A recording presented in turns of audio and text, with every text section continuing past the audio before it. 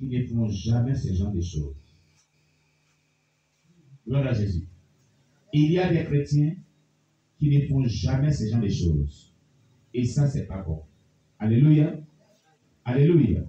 C'est pas bon du tout. Donnez-moi des chaises ici. Envoyez des chaises. Des chaises vierges ici. De ce côté. Nous recevons vraiment un couple pastoral. Alléluia. Un couple pastoral. Deux chaises. Est-ce qu'il n'y a pas de chaises sous là-bas? Là-bas? Là-bas? Non. Une chaise là. Et ça,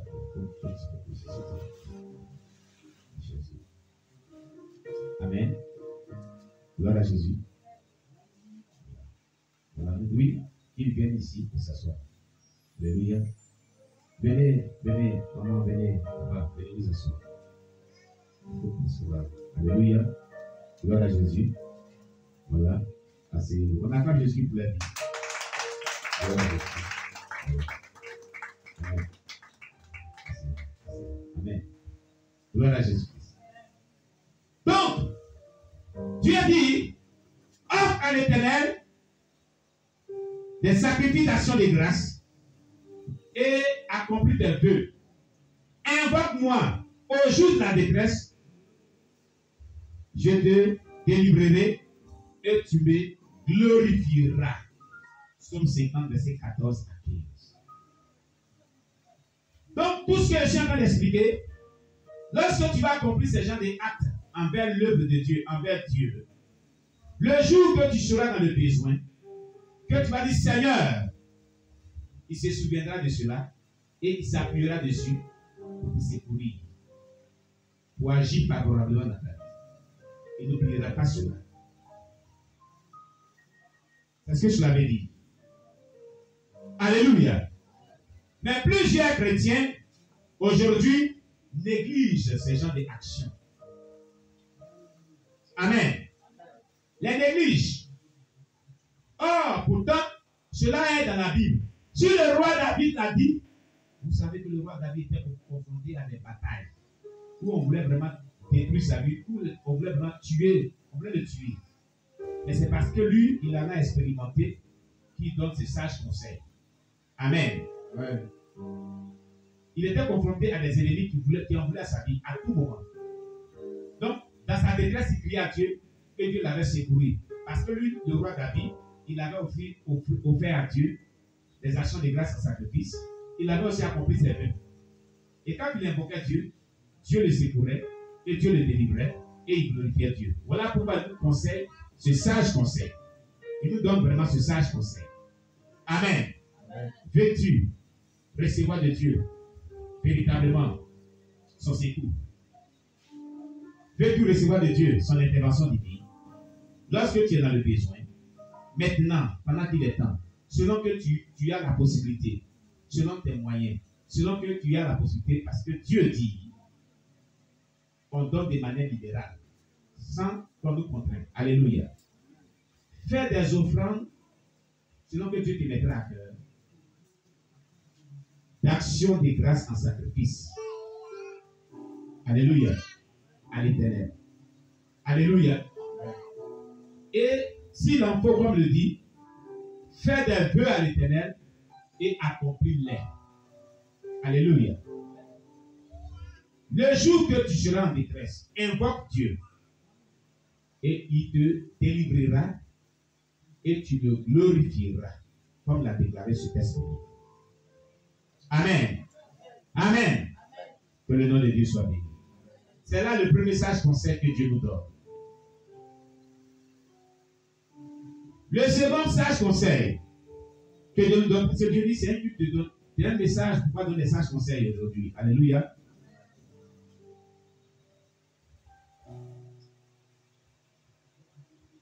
Se trouve dans le livre de Proverbes chapitre 16, verset 17. Non, Proverbes chapitre 16, verset 7 d'abord, avant d'arriver au verset 17. Proverbes chapitre 16, verset 7. Le livre de Proverbes chapitre 16, verset 7.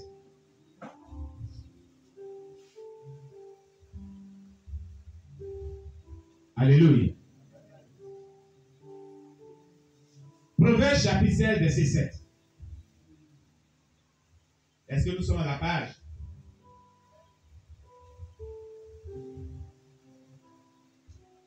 Alors, fais-nous la lecture. Proverbe chapitre 16, verset 7. Proverbe chapitre 16, verset 7. Amen. Quand l'Éternel approuve les voies d'un homme, quand l'Éternel approuve les voies d'un homme, il dispose favorablement à son égard, même ses ennemis.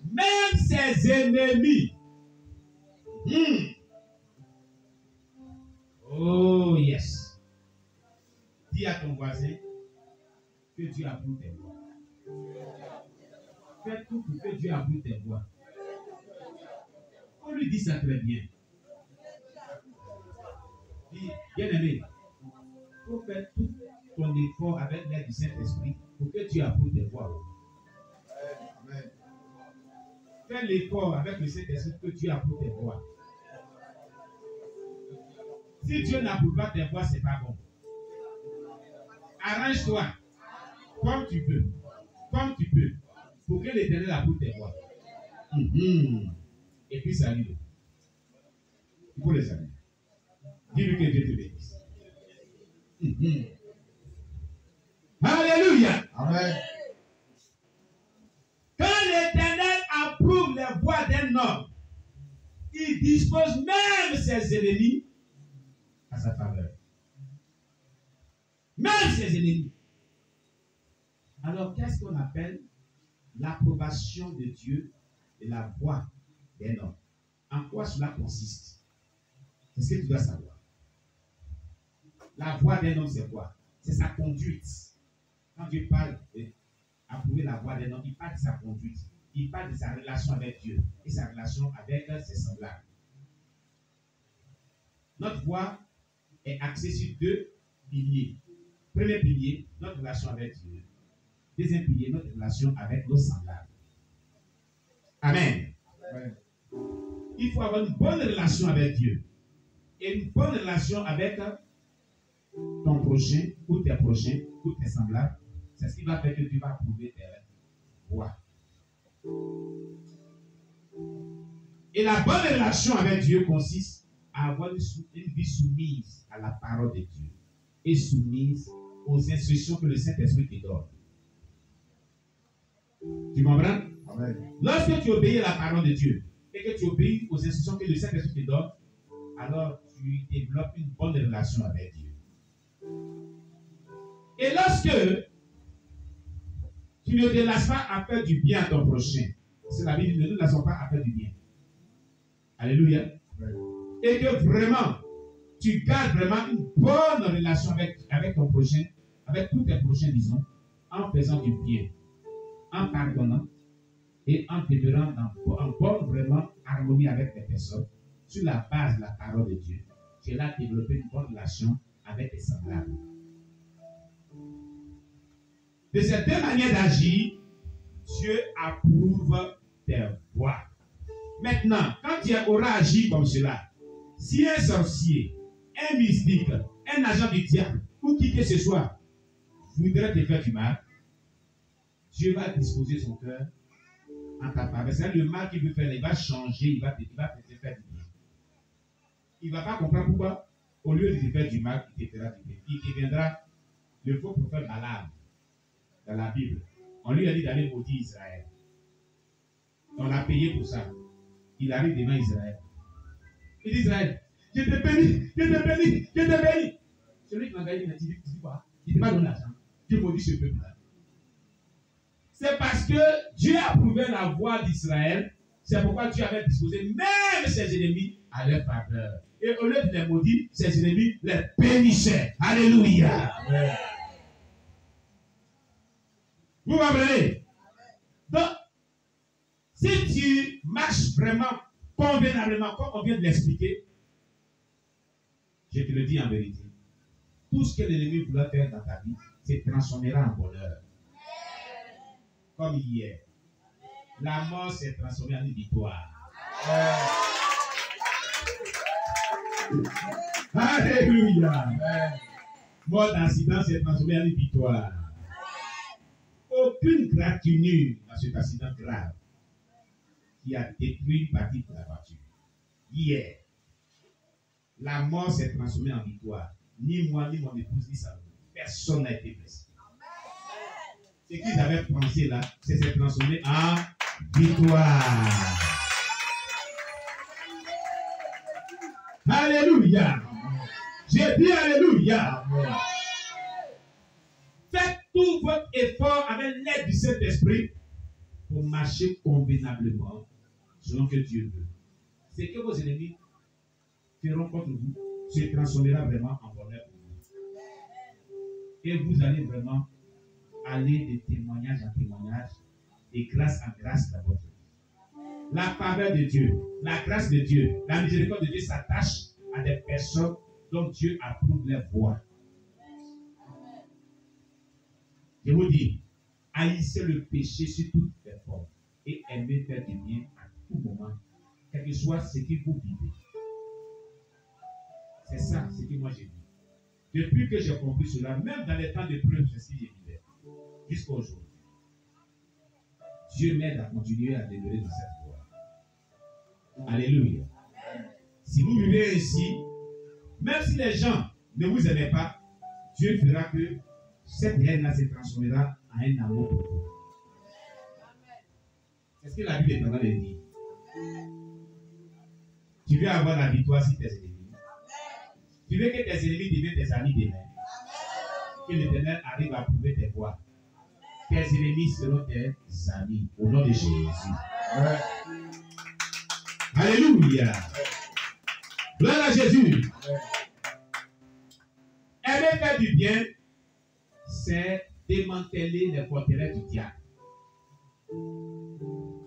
Aimer son ennemi et lui faire du bien, c'est arracher la bombe qu'il avait vraiment préparée contre toi dans sa vie.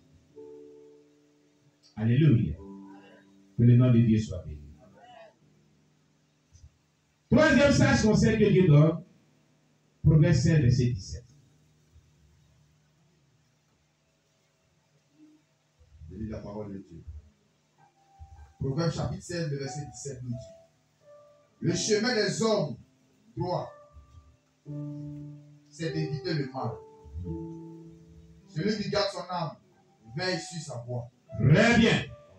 Ici, dans ce texte, Dieu te donne le secret de la protection divine et le secret de triompher des attaques du diable. C'est tout. Voilà le secret. Toi qui es attaqué par l'ennemi, toi que l'ennemi envers ta vie, que l'ennemi maintient dans la souffrance, dans la douleur, des attaques féroces, et tu n'arrives pas à t'en sortir. Voici le secret. Ce qu'il te faut pour triompher de toute adversité, pour te faire sortir victorieux de tout ce que l'ennemi planifie contre toi.